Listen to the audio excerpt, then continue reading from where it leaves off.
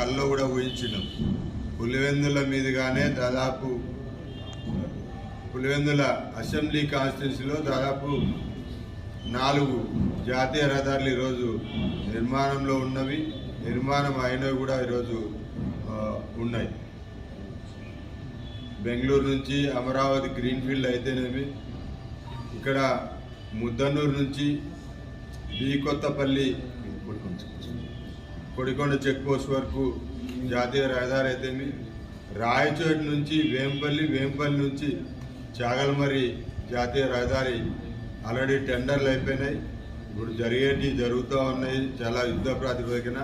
ఇంకా 2-3 ఇంకా కడప జిల్లా మొత్తం తీసుకుంటే దాదాపు 3,800 కోట్ల NH నేషనల్ హైవే ద్వారా జరుగుతున్నాయి.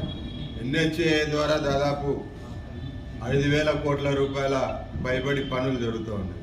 కాబట్టి రాబోయే రోజుల్లో ప్రతి చిన్న పట్టణం నుంచి అసెంబ్లీ స్థాయి నుంచి జిల్లా స్థాయి వరకు ప్రతి ఊర్లో జాతీయ రహదారులు ఉంటాయనేది మనకందరికీ తెలిసిన విషయం.